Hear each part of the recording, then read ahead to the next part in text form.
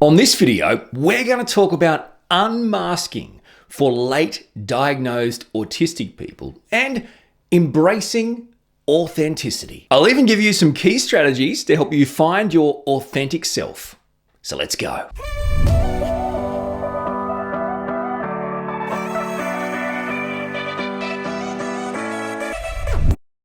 Hey, and welcome. Thank you so much for watching. I'm Orion Kelly, that autistic guy.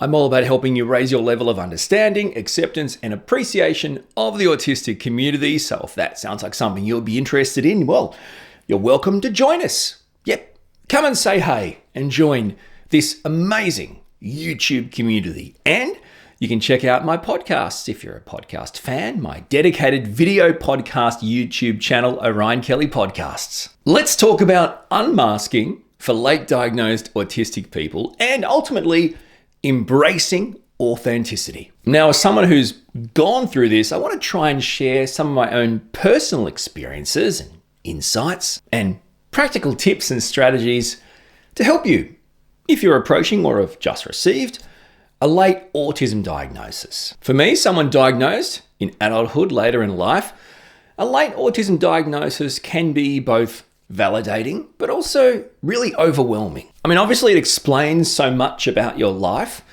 but it also leaves lots of open questions. If that's not who I am, who am I? And clearly one of the more confronting things to face with a late diagnosis is the mask that we have worn, that we have used our entire lives to fit in, to get some sort of acceptance, to come across neurotypical. Why?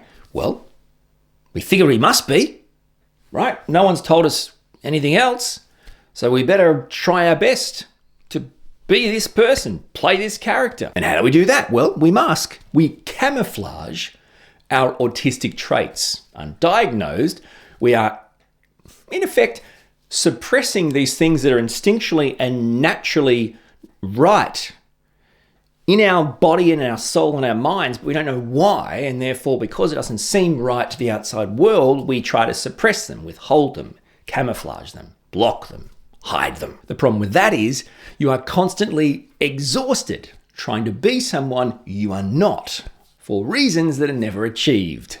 I will be like this to fit in, but I never fit in. For an autistic person, societal expectations can be really overwhelming, and they can manifest in you not knowing your place in the world. All we really know is over a long period of time, we have developed a set of mechanisms, coping skills, masks, and identity to navigate the world around us based on the expectations of the world around us and hopefully try to fit in. These skills are obviously ingrained in us over a long period of time. The mask is, well, it's not just kind of put on, it's pretty much glued fast on. But post-diagnosis, masking isn't actually about losing yourself. It's about embracing yourself, your true authentic self, your true neurodivergent self, the real you. It's about accepting your true autistic self unapologetically, which can be hard, and I get it. It's a real struggle. So let's go through some practical examples of challenges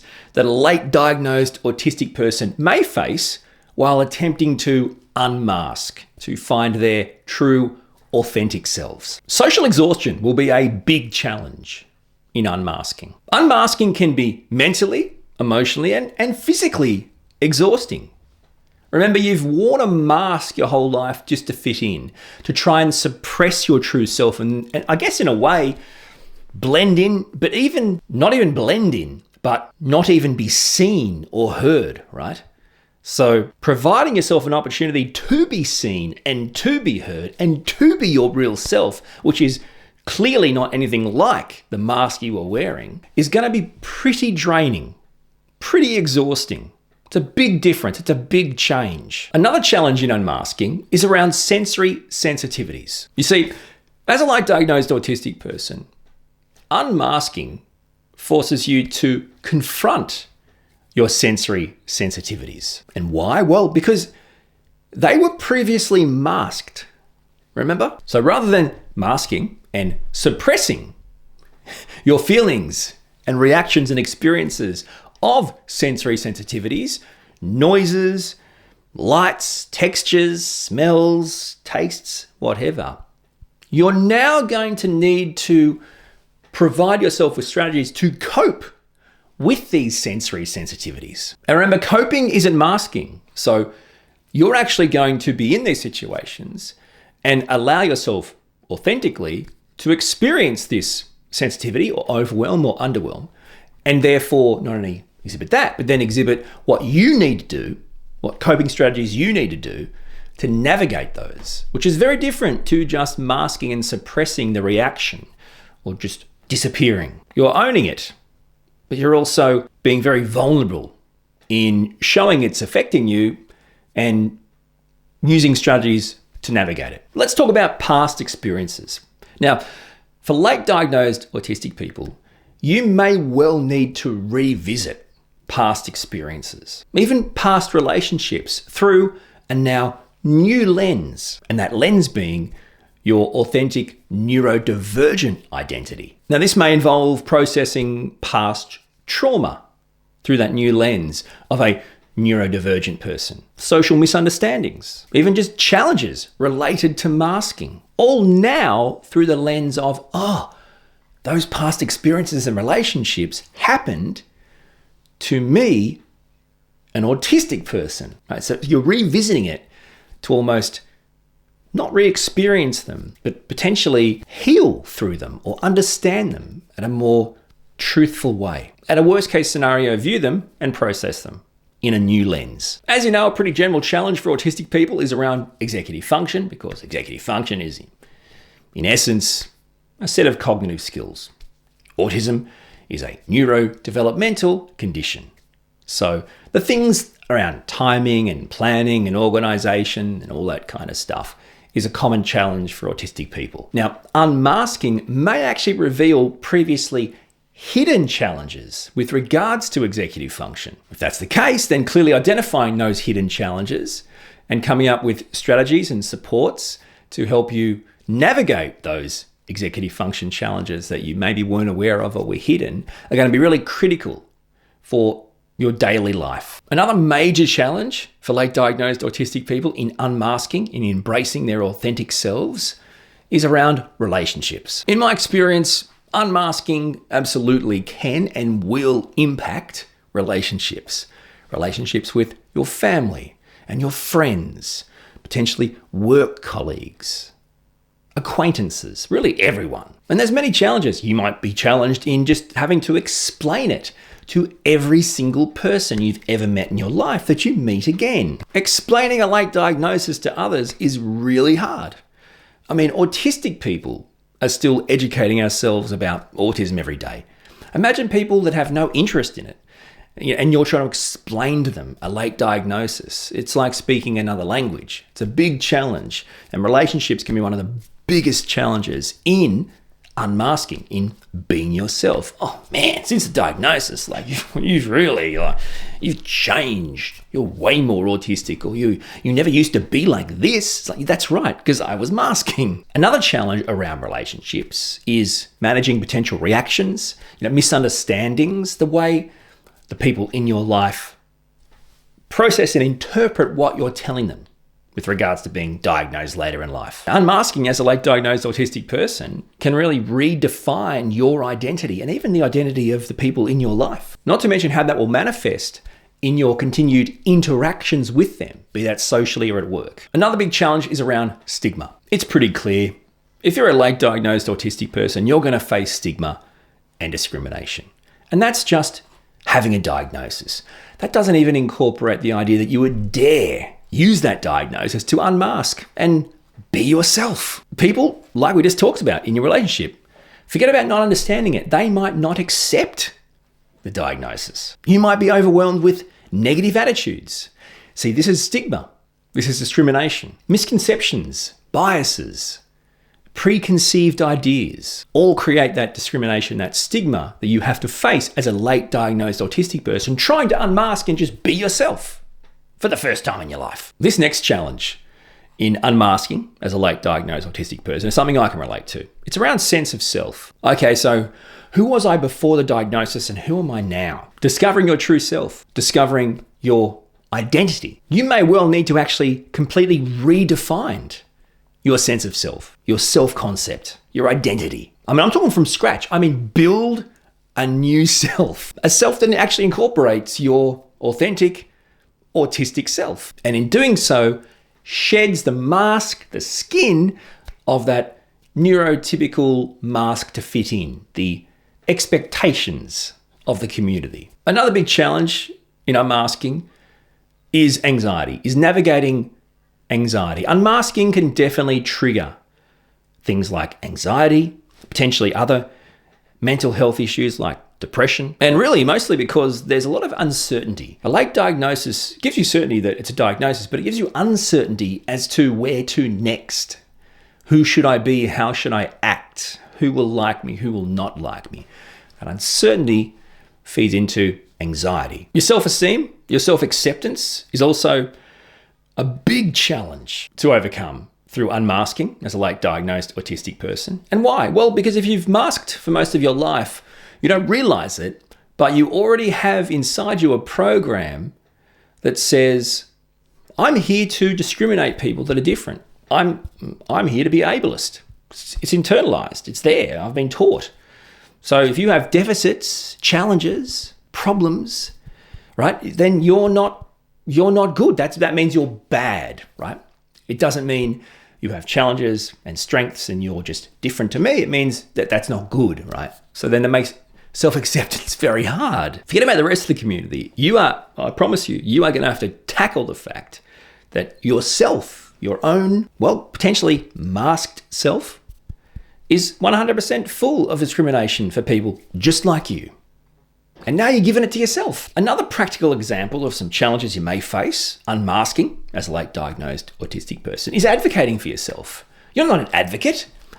You've never really done this before. You've done the reverse of advocating.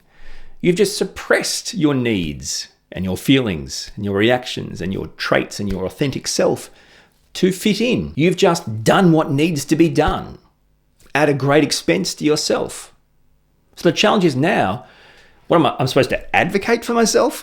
What? I'm supposed to speak up that I have challenges and needs? Employment, education, healthcare, social stuff. Learning what you need and how to advocate for those needs in those different areas of your life can be monumentally challenging for a late diagnosed autistic person who's trying to unmask and be themselves. And flying on from that, careers, your career choices. Unmasking as a late diagnosed autistic person may and probably will lead you to reevaluate your career choices, your current work, your current role, your entire professional aspirations even. There's so many challenges to navigate.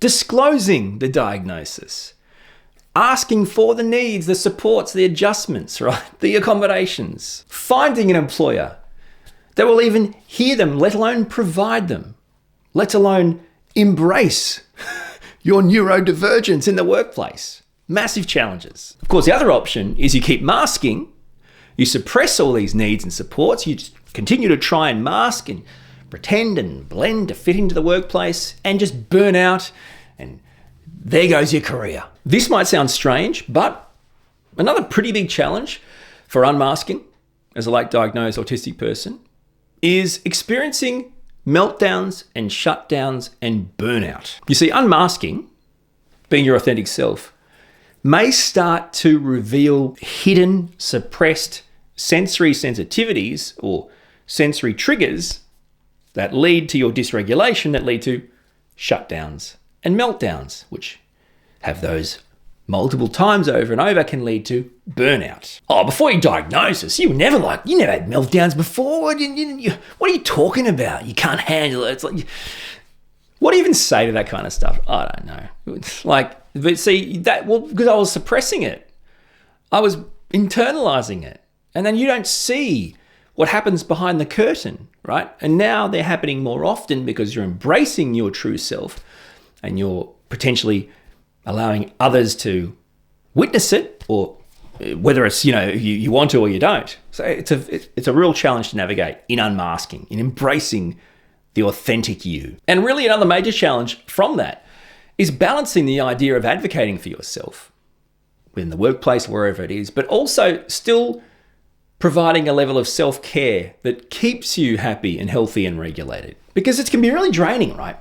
Advocating for yourself can be really tricky. Navigating things in workplaces and interactions can be really tricky, and that will have a cost. So a challenge will be balancing that. It's like, pick one. Do I want to feel good, or do I want to have the adjustments and the supports that I need to feel good? Well, like, it's a vicious cycle, and that's a challenge. Like, these are challenges. These aren't answers. We've got strategies coming up. But do you see what I'm saying? Real challenge. Navigating healthcare is another massive challenge when you unmask as a late diagnosed autistic person. Now, the reason I say that is in unmasking, you are acknowledging you're autistic and you have challenges, you have strengths, but you have support needs, like all autistic people. Therefore, there may be certain healthcare services that will be beneficial to you. But of course, you've got to find them. You've got to navigate through that. And that's an issue too, because there are healthcare providers that may be just as ignorant as people in the community that have no healthcare experience. It gets really, really tricky navigating through each step of unmasking. Oh, I'm unmasking? Great. Okay, maybe I should have a psychologist or physio or this or that. How do I find that? And then you go to a GP, or the referrals are bad, or the people are bad, or they don't click, or they don't get it. And it just piles up on the challenges. In other words, finding healthcare providers that actually understand and embrace neurodivergent needs is much easier said than done. Now, the last practical example of challenges faced in unmasking as a late diagnosed autistic person, before we get to some key strategies to help you unmask, is around setbacks. Setbacks are a real challenge. Unmasking is a challenging process. You're a human. It's hard. You know what I'm saying? Like, there's gonna be setbacks. You don't just get the mask, rip it off, throw it in the bin, and hey, I'm myself. What a load of rubbish. It could take you years to even realize what is and isn't the mask, let alone take it off. And some will say you should never take your mask off, or you should never take your mask off and throw it in the bin. You'll need it sometimes, right?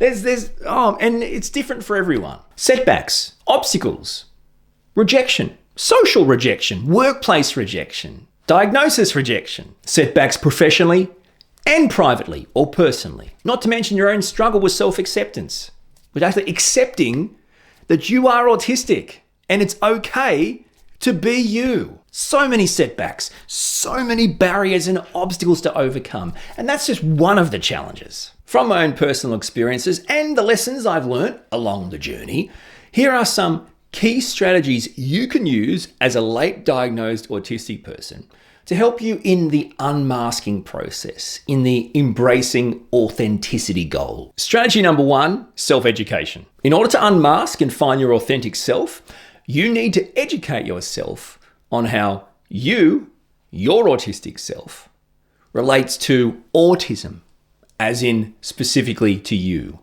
You need to educate yourself on your challenges, your strengths, your support needs. Educating yourself and going deeper into this, not only autism, but how it relates to you, will clearly help you better understand your neurodivergent self, the real you. Another key strategy is self-reflection. As autistic people, we probably don't need a hint to be introspective or reflect or self-reflective.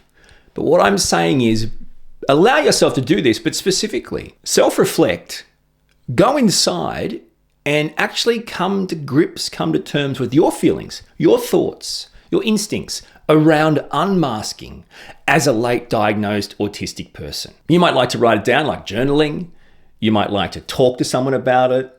Maybe there's other meditations or relaxation exercises that help you get inside your own feelings. Whatever works for you, it's basically coming to grips with and facing head on your real feelings around removing a mask that was never you and allowing your true, authentic self to be seen, to be heard, to be in the world around you. Another strategy to help late diagnosed autistic people in unmasking is setting boundaries. And when I say boundaries, I mean set healthy boundaries with others. As a late diagnosed autistic person, you may have spent your life people pleasing to fit in because you do not fit in. Well, setting boundaries means you are now going to have to embrace and learn how to say no to others. If you are uncomfortable with something or overwhelmed by something, you say no. You don't say yes, because I must fit in, I am a robot. No. You communicate your needs and preferences assertively, clearly. And why? Well, because it avoids masking behaviors. If you say yes to everything, you put yourself in situations you are uncomfortable with, you feel overwhelmed in, and therefore you put the mask back on to try and deal with that and to fit in and to suppress your true instincts. Does that make sense? Another strategy is seek communities. I'm talking about late diagnosed autistic people, finding people they can relate to going through similar struggles and experiences. In other words, other late diagnosed autistic people. Find communities of your peers, of people you can relate to, that you can share experiences, share your thoughts and feelings and troubles and dilemmas, and use each other or a group of people as a support network. Connecting with people that share similar experiences can provide you with validation, understanding, and encouragement in the unmasking process. Oh, and here's one. Practice self-compassion. Sorry, what? Yes, so you see, I'm autistic and I don't know what self-compassion. You mean being nice to myself? Yes, that's what I mean. You're going to face shame and guilt. Maybe you hate yourself. Maybe you resent yourself. Maybe you loathe yourself. This is all very unhelpful in the unmasking process. Just practice some self-compassion for yourself. Remember, there's a little kid inside you. That little kid inside you does not need to hear this bad, unneeded stuff, unwanted stuff. Remember that. Treat yourself with some kindness, some understanding, some patience, some acceptance, some acknowledgement, some compassion, some reassurance that it is okay for you to embrace your authentic self in all its glory. You can also develop coping strategies. These can be really important. So as an autistic person, we mask to suppress our autistic selves, but also our autistic reactions. Okay, so coping strategies. How does that help in unmasking? Well, you identify strategies that can help you cope with sensory overload, social interaction, communication challenges, or any other things that you find difficult as an autistic person. So you're identifying them, and then you're developing coping strategies, not suppressing strategies, coping strategies, so you can be your true, authentic autistic self, experience these challenges, but still be able to be yourself, but find ways to cope, which still might not mean amazing stuff for other people. It might mean leave, but at least just telling the truth, right? Might mean taking breaks. Might mean saying no. Might mean sensory tools, relaxation techniques, whatever it is that helps you self-regulate, that helps you prevent overwhelm, burnout, shutdown, meltdown. Another key strategy to help late diagnosed autistic people unmask and embrace their authentic self is to get busy, my friend. Get busy advocating for accommodations, for adjustments, for supports. As late diagnosed autistic people, we can really benefit from supports, accommodations, adjustments, however you want to say it, in many different areas: work, school, even social events. So what does that mean? You know what it means. You've just identified, right? The coping strategies. You've just identified what you struggle with and how to cope with it. Okay, so what does that mean? Sensory friendly areas, modified or alternate forms of communication. You might like talking on the phone. You might like email. You might like text. You might like talking on the phone. Do you see what I'm saying? Find what works for you and ask for those things, right, that are going to help you. In the end, what you're really doing is looking for, identifying, and asking for the supports, the adjustments, the accommodations that support you and your neurodivergent needs. The next key strategy is embracing self-acceptance. You might think, well, I got a diagnosis. What haven't I accepted? I'm saying, have you actually accepted your autistic traits, your autistic challenges, your autistic strengths, your unique way of experiencing, viewing, perceiving the world around you? Have you really accepted those? Okay, good. Then we're done. Next, along the road to unmasking, to becoming your true, authentic, autistic self. Man, that's a tongue twister. Make sure you celebrate the progress. Celebrate the wins, no matter how small. Celebrating wins, small wins even, provides motivation and reassurance, reinforcement even, that this process you're going through, which is to unmask this neurotypical mask you've been wearing and become your true, authentic, neurodivergent self, is going to take time. But every step of the way, I'll celebrate the effort it's taken and what I've achieved in unraveling my true self. The next key strategy to help late diagnosed autistic people navigate unmasking is to focus and emphasize your strengths. We all know this, the diagnosis process, it's all about deficits, what you struggle with, what you're bad at, your challenges, why you're broken. And that's cool, whatever, man. I mean, I'm not saying it's cool, but I'm saying, it's a part of the diagnostic criteria. I get it, blah, blah, blah. What I'm saying is if you want to unmask, become a true, authentic self, you need to start to lean into your strengths as an autistic person, the real you, your real strengths. I can't do that for you, only you can. What are your unique strengths? Talents, skills, gifts, passions.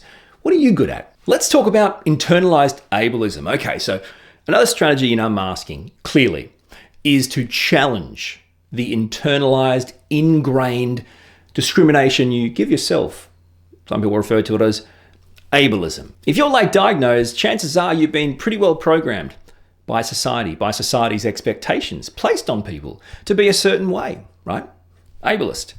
You must be like us. You can't have any differences or challenges. No, right? So if you've lived undiagnosed for a long period of time, then that's going to be really, if it's programmed and ingrained, it's a second nature to you, right?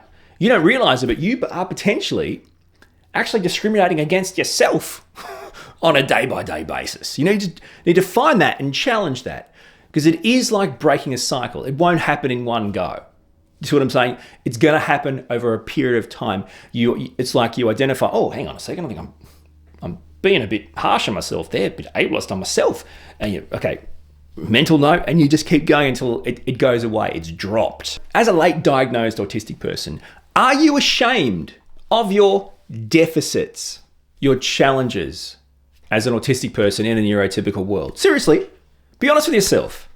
Oh, they're just accepting. I'm not. So if you're ashamed of your challenges, your deficits, then you are actually experiencing internalized ableism, because you're holding yourself up to societal expectations that you can't be different or have challenges or deficits. Does that make sense? And challenging these kind of internalized discrimination thoughts is really just about reframing it. Yep, you're autistic, you have challenges, but you also have strengths. Like all humans, we all have challenges and strengths. Does that make sense? That's just humanity. So it's not about you're broken or you have deficits, right? It's about you have challenges and you have strengths. Another key strategy is really making sure you embrace sensory self-care. And you know what I'm saying when I talk about this. If you don't, what I mean is, if you have hypersensitivity, so you experience the senses at a heightened level, or hyposensitivity, what you would class as like an under-experience, there are going to be things that can help you, sensory tools that can help you navigate that, regulate through that, provide you with comfort and regulation. Use those. Just like you do things to help yourself in other ways of self-compassion or self-love or self-care, it's no different with regards to self-sensory care. Unmasking means really just using these when you need to use them and not being scared or afraid or ashamed or bullied out of them. Yeah, create sensory-friendly spaces for yourself. Who cares what other people think? Well, this is about your own personal needs. And how are they bad for other people, by the way? No one ever says, wow, this place is really relaxing and there's really not much to set you off, and I hate it. The final key strategy to help you embrace your true, authentic autistic self and unmask as a late diagnosed autistic person is to cultivate self-identity. So who am I? Right? Who am I?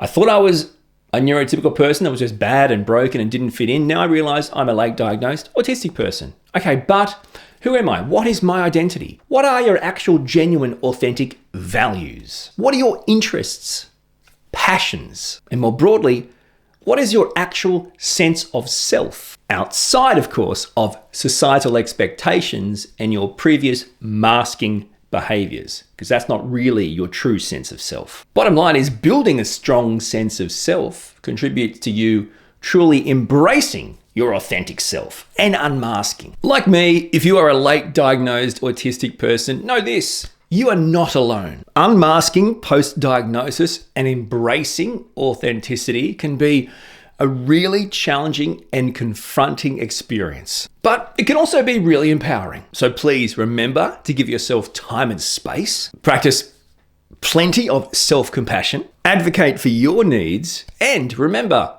to celebrate your neurodiversity. Embrace your true autistic self and live authentically. Now, if you have another topic you'd like me to cover in an upcoming video and podcast, please let's see them in the comments below. Let me know. Thank you so much for your support. I really do appreciate it. Until my next video, thanks for watching, and we'll talk soon.